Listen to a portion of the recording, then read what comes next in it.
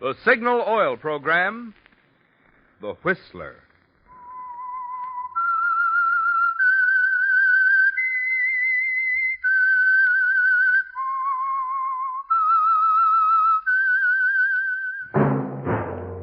That whistle is your signal for the Signal Oil Program, The Whistler.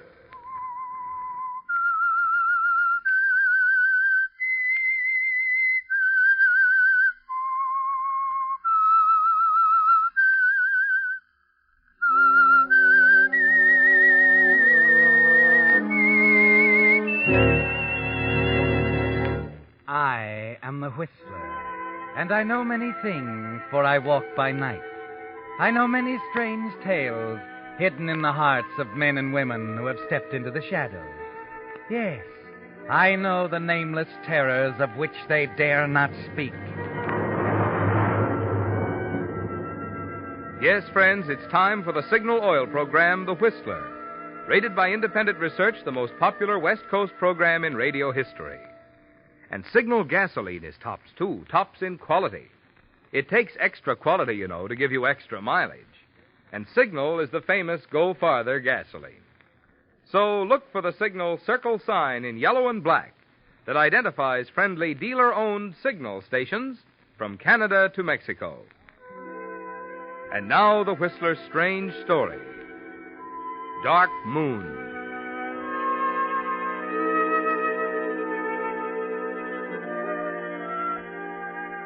It was a miracle, the kind of miracle peculiar to a piece of Southern California acreage, where only a few years ago, a handful of men in puttees and riding breeches put their caps on backwards, grabbed their megaphones firmly, and set their cameras to grinding out an industry. Yes, it was the kind of a miracle that happens to someone almost every day in Hollywood. Russell Benton told himself all this as he walked into the oak-paneled office of Matthew Ellsworth, movie producer, cast an eye on the artificially young secretary behind the artificially old desk, and introduced himself. I have an appointment with Mr. Ellsworth. I'm Russell Benton. Oh, yes, Mr. Benton. Mr. Ellsworth is expecting you. This way, Mr. Benton. Don't bother. I know the way. Oh, thank you. Am I on time, Matt? You're early. Sit down. Yeah, this is one appointment I didn't want to miss. Nervous? Yeah, a little. Relax. It's not going to hurt a bit. You know, I've got a lot of confidence in you, Ross. I hope you're right. Funny, isn't it? Only a week ago, you were just another name. A face that dropped in once a week at the casting offices around town. Now I've got every movie columnist in the country on my back trying to get your life story. A little premature, isn't it? I don't know. I think this screen test will be everything I want it to be. I hope so. And if you make it, Russ, you'll be right at the top. It's a smash vehicle, this one we're testing you for. I think you're right for it. It needs a leading man with a touch of character. And in my opinion, you can't miss. Dark Moon. 3 years on Broadway and still going. We spent $500,000 for the picture rights of Dark Moon, you know. Tell me, Matt, there was another guy. Don Bradford? Yeah. He's up for the part, too, isn't he? He made a great test, but I think you'll top him. The New York people seem to think he's terrific. I'm not so sure. Uh-huh. What about my test? When does it happen? As soon as they're ready on the set. It's a little like waiting to be hanged. Relax, I said. By the way, what do you think of the part? It's a natural for me. Shame I didn't find you when I was casting the play in New York. It wouldn't have been hard. I was there at the time. Oh, what made you leave? Circumstances, Matt. Theatrical? Matrimonial. Oh. I didn't know you were married. I'm not. Been divorced for 2 years. Couldn't make a go of it, huh? Or, am I on a touchy subject? No. It was simple. She liked mink. My pocketbook didn't. An actress? Yeah, she's probably still back there. I haven't seen her since we split. Oh, that's too bad. I've only been married for about a year now, but I think I have a pretty wonderful girl. An actress, too. I met, excuse me. Ellsworth? Yes, he's in my office. Good, we'll be right down. Let's go, boy. They're ready to shoot. We're due on the set in 10 minutes.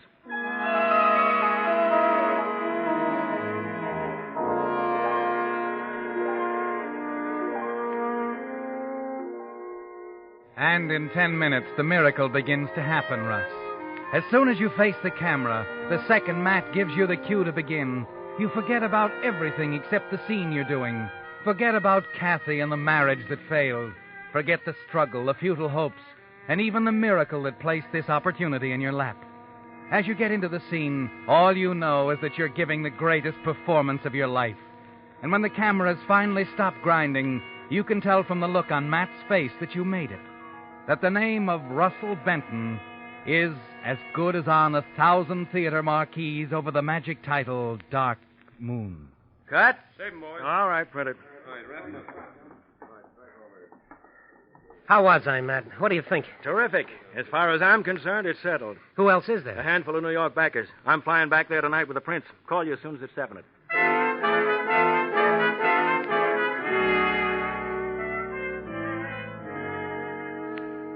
It's happening right before your eyes, Russ. The wonderful night before Christmas feeling is real, not a dream anymore. And now, with a big hurdle behind you, you know you can't miss. It's too good to keep, Russ. And early that evening, you drive over to Laura's home in Beverly Hills. She'll be proud of you now, and that's important. You want Laura to be proud. Russ, darling, I heard. I'm so happy for you. Me too. Have they said anything definite? Matt's gone to New York with the prince. Oh, you mean about Don Bradford? Yeah. Well, the New York people have held out for him all along. But don't worry, darling. Matt'll make him see the light. Come on now. The party's out by the pool. Let's join them, shall we?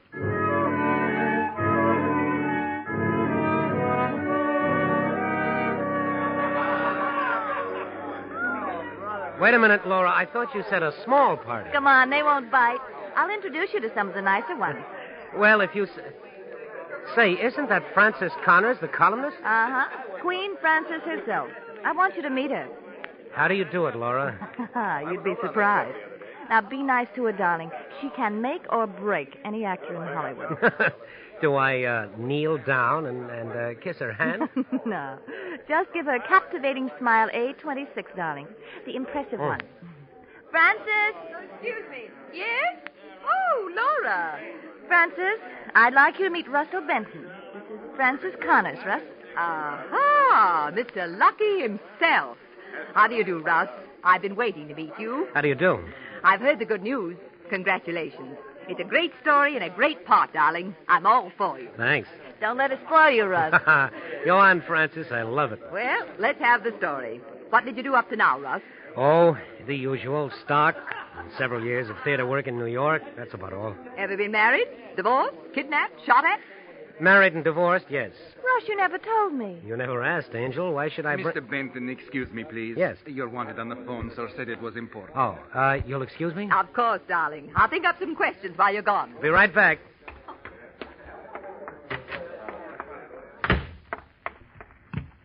Hello? Hello, Russ. This is Kathy. Kathy? Well, don't sound so happy, darling. Where are you? In front of my fireplace in Hollywood. But I thought you were in New York. How did you know I... What made you call here? It wasn't too hard to find you, dear. What do you want? I just want to talk to you, if it isn't asking too much. Well, you better forget it. I told you once I was through, and I meant it. You're being very foolish, you know. This is business. Business? Your part in Dark Moon. Maybe I didn't make myself clear. I don't want to talk to you about that or anything else. I think you will, Russ. It's so nice. You're a success now. Matt Ellsworth seems to think so. Does he? Anything odd about that? No, I just wonder sometimes whether Mr. Ellsworth knows you as well as I do. Perhaps I ought to have a talk with him. What makes you think you could talk to Ellsworth? Well, that shouldn't be hard, darling. You see, I'm his wife.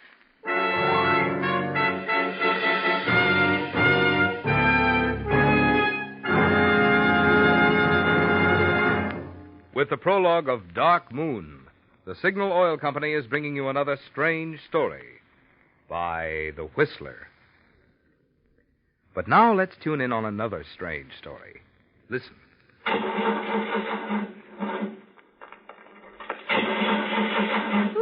That's strange. I just bought that battery a short time ago, and it's dead already. Nothing so strange about that, lady. Chill nights and mornings put quite a strain on batteries. And some batteries hold up better than others. You mean all batteries are not alike? Indeed, they're not. That's why when you're investing money in a new battery, it's not good business to take a chance on new or unknown brands. Make sure that you're choosing a real quality article, such as a genuine Signal battery. Every rugged Signal battery is made from the very finest materials according to exacting specifications laid down by Signal Oil Company. And Signal batteries are guaranteed for long, trouble-free service. Who stands back of that guarantee? Signal Oil Company, which supplies the products for almost 2,000 dealer-owned Signal stations, is proud to stand back of every Signal battery. One more question. Where can I get a Signal battery? From your neighborhood Signal dealer, the same man who checks your battery when you get gasoline and recharges it when it's low. Just another good reason for making your next battery a genuine, guaranteed Signal battery. And now, back to the Whistler.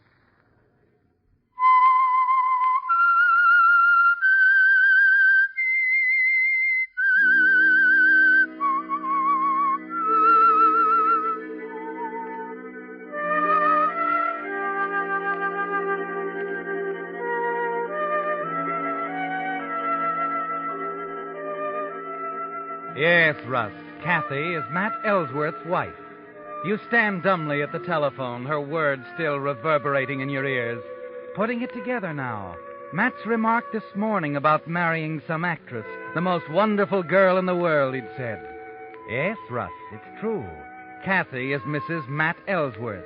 She can ruin you with a word.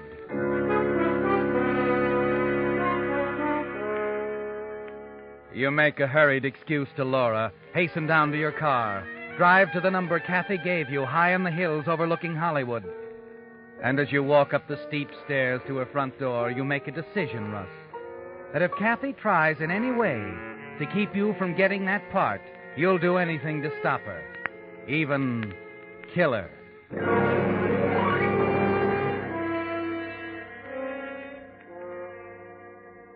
Sit down, darling. Thanks. Nice of you to come. I thought you'd change your mind. I simply wanted to find out what was on yours. Well, aren't you even going to say you're happy to see me? I'm not a hypocrite, Kathy. Just as sweet as ever, aren't you? Suppose you get to the point. Point? I don't want to stay here any longer than I have to. Well, as I told you, it's about Dark Moon. Naturally. My husband doesn't often make mistakes for us. However, I think he's making one on this picture. And I've told him so. What kind of a mistake? There's a charming young actor I've come to know very well in the past year. I think he's made to order for the lead. And the New York backers seem to agree with me. Don Bradford? Yes.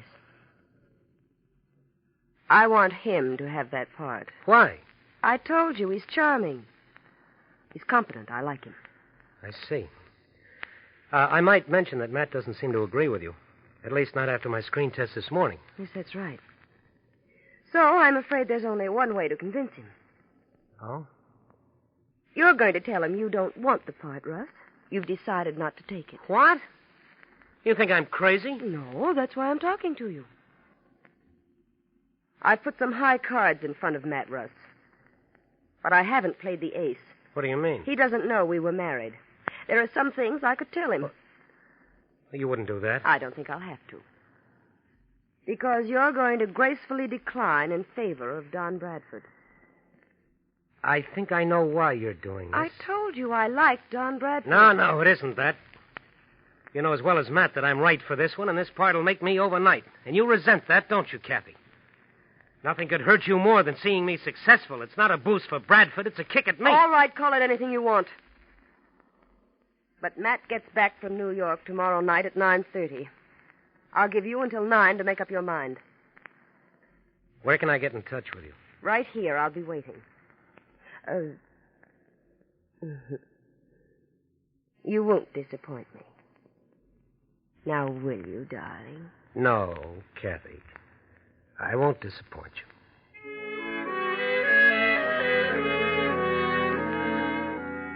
You know she's deadly serious as you leave the house.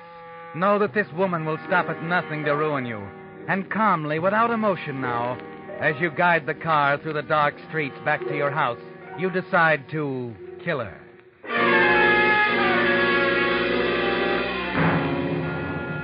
It will involve a risk, a terrible risk. But you're ready to take any kind of a chance now, with destruction 24 hours away. Yes, all you can do now is improvise. Prepare in advance for the questions that are bound to come. The next morning, you call Laura. Hello? Hello, Laura. This is Russ. I wonder if you could give me a hand. Well, why not? Anything planned for tonight? Free as a bird. Good. This may sound a little premature, Angel, but I thought I'd drum up a little thing at my place, for 10 or 20 or so. A celebration. Oh, sounds like fun. I'll be busy all day, though. I have to get a few things for the party. I might not get there until around 9. Could you be a pal, sort of get things started for me? Well, what time? 8:30 or so. I'll leave the place open, have everything ready for you. Suppose you could round up enough people to make it interesting? Free party, darling. They'll be standing in line at the door. Then I can count on you. Of course, dear. You won't be long, though. No, Laura. I won't be long.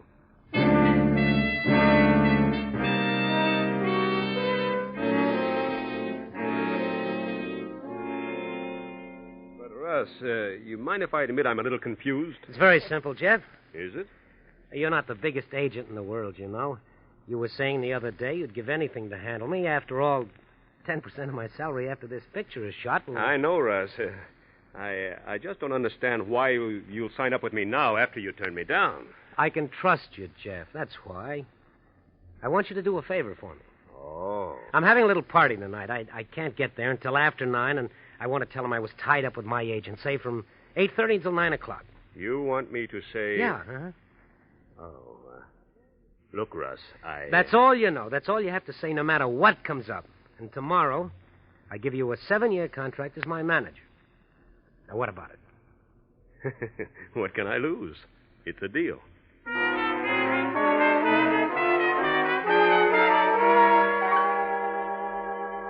Yes, Russ, it'll be a straight story, and you can stick with it. A conference with your new agent, Jeff Harris, until 9. A room full of witnesses ready to testify. You arrived at the party a few minutes afterwards with your arms full of groceries. That it's simply impossible that only a few minutes before you made the fatal visit to Kathy Ellsworth's house high on the hill. Yes, it's foolproof, isn't it? At 5 minutes to 9, you step out of your car, walk up the steep stone steps to Kathy's door, and press the bell.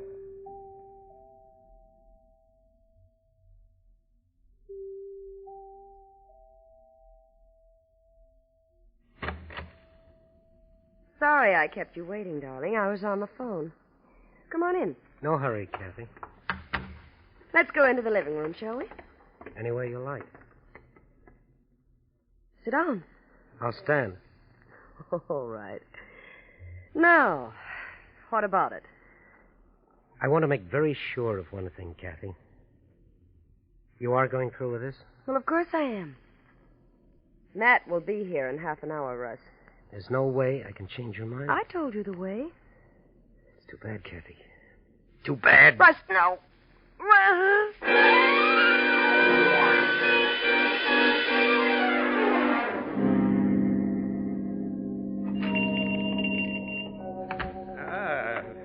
Mr. Benton. Good evening, Angelo. Open a little late, aren't you? Every night, Mr. Benton. Take my advice, my friend. Never go into the delicatessen store business. Work all day. Work all night, too. I thought you closed at 9. It's 10 after, isn't it? 10 o'clock we close. Oh, well, that's a break for me. I got a bunch of hungry friends on my hands tonight. What do you suggest? Oh, maybe some salami, Swiss cheese, beer. Great. A pound of each of those. Some kosher dills if you have any. A couple of loaves of rye bread. Hey, take it easy. And some champagne, Angelo. Champagne? Yeah, half a case. After all, Angelo, this is a celebration.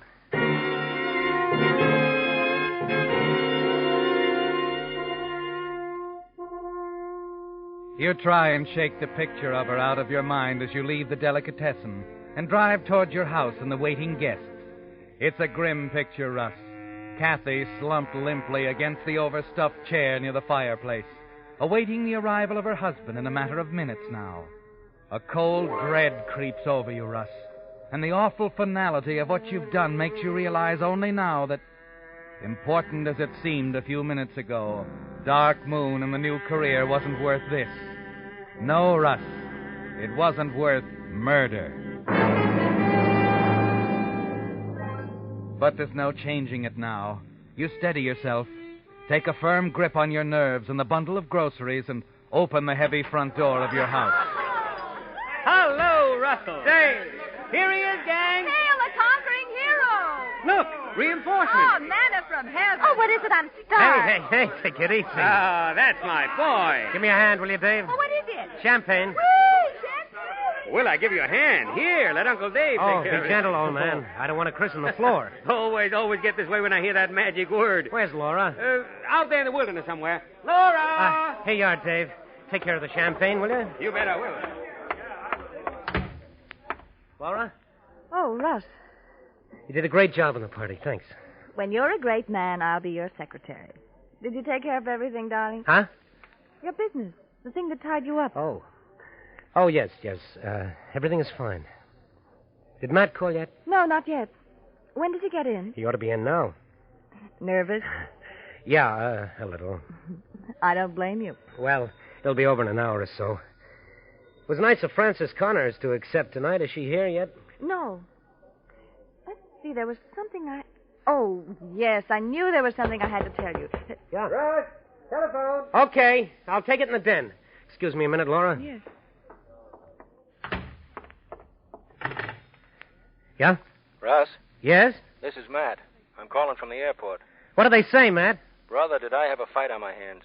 We went round and round for 6 straight hours, with me talking Russ Benton while they talked Don Bradford. How'd they like my test? Great. They thought you did a great job. It's all set, then? Now, that's why I called you, Russ. I didn't want to keep you in suspense any longer. That's nice of you, Matt. I just wanted you to know I tried my best. Tried your best.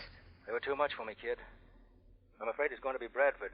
Bradford? As I said, they loved the test and all that, but they were set on Bradford from the first. Bradford? And after all, they're putting up most Oh, of the dough. no. Russ, hello. Hello, Russ. He couldn't have done it better with a sledgehammer, Russ. The room swims before your eyes. There's a buzzing in your ears, wiping out the sounds of the party in the next room. Did you hang up? And you realize Matt's voice is still coming out of the receiver on the What's table. going on there? You pick it up, lay it in the cradle. Hello, Russ. Hello. You've committed a murder, Russ. You've killed Kathy. And for what? You stumble up to your room where you can be alone and sit smoking cigarette after cigarette while the party downstairs goes on without you. You can almost see Matt on his way now, on his way to find Kathy. You picture his car cutting through the night, winding along the tree-lined streets high over Hollywood. You can hear his steps as he walks up the brick path to the door, the key in the lock.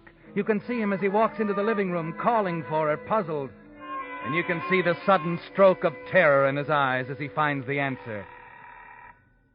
You don't know how much later it is that the sound of your own doorbell downstairs snaps you out of it. And as you hurry back down, Dave is letting 2 men in. One of them is Matt. The other, a grim-faced man in a gray suit, is unquestionably a police officer. Well, Matt, welcome home. Hello, Dave. Hello, Matt. Russ, can I see you a minute? Sure. Let's go in here.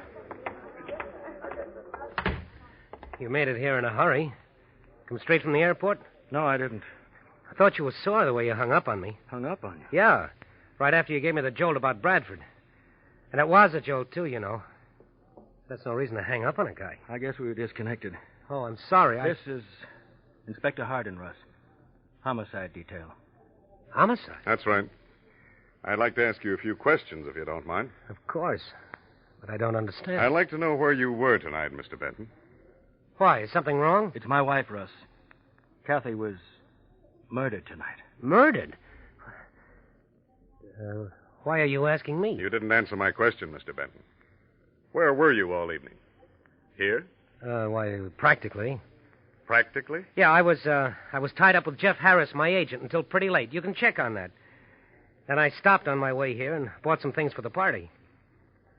Look, why are you asking me? We had to ask a few questions, Russ. My wife had written the name Russell on a memo pad. After it, 9 o'clock. Good Lord, Matt, I don't even know your wife. Until this moment, I didn't even know her name. What about it, Mr. Ellsworth?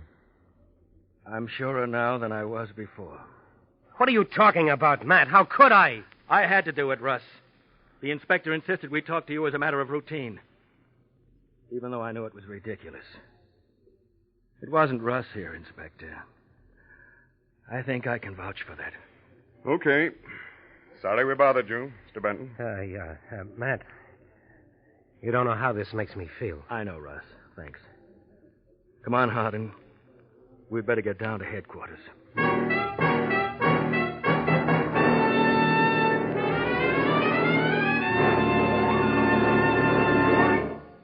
The Whistler will return in just a moment with the strange ending to tonight's story. Meantime, see if you can pick the winner in this discussion. That's a smooth-running motor you have there, Mary. What kind of gasoline do you use? Signal, Jim. I like the go it puts into the old buggy. Hey, that's interesting. I use Signal, too, because I like its good mileage. Mileage or performance? Which is the better yardstick of gasoline quality? Well, fact of the matter is, it takes superior performance to give you extra mileage. You see, the only way any gasoline can give you quicker starting, faster pickup, and smoother knock-free power is by helping your motor run more efficiently. And when your motor runs more efficiently, naturally you enjoy extra mileage, a thing Signal gasoline is famous for. That's why we say, to be sure of the tops in gasoline quality, there are just two things to remember. One, in gasoline, it takes extra quality to go farther. And two, Signal is the famous Go Farther gasoline. And now back to the Whistler.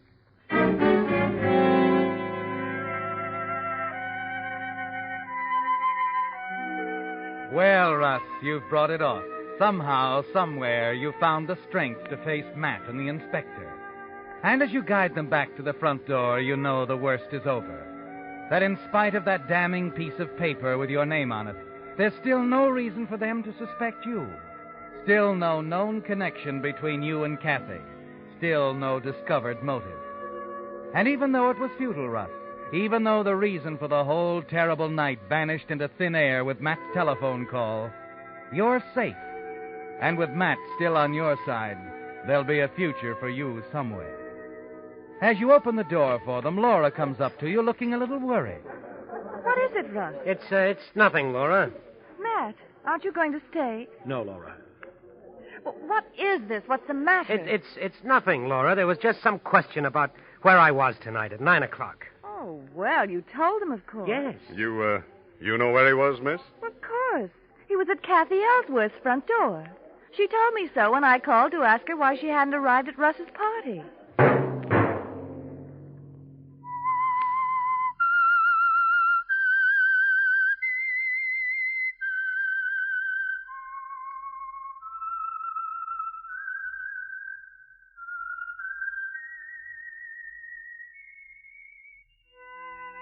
Let that whistle be your signal for the Signal Oil program, The Whistler, each Wednesday night at this same time, brought to you by the Signal Oil Company, marketers of Signal gasoline and motor oil and fine quality automotive accessories. Signal has asked me to remind you, to get the most driving pleasure, drive at sensible speeds, be courteous, and obey traffic regulations. It may save a life, possibly your own.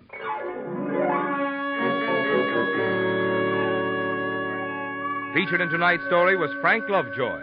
The Whistler was produced by George W. Allen with story by John W. Hart, music by Wilbur Hatch, and was transmitted to our troops overseas by the Armed Forces Radio Service. Next Wednesday, for a full hour of mystery, tune in a half hour earlier. Enjoy The Saint as well as The Whistler. Marvin Miller speaking. This is CBS, the Columbia Broadcasting System.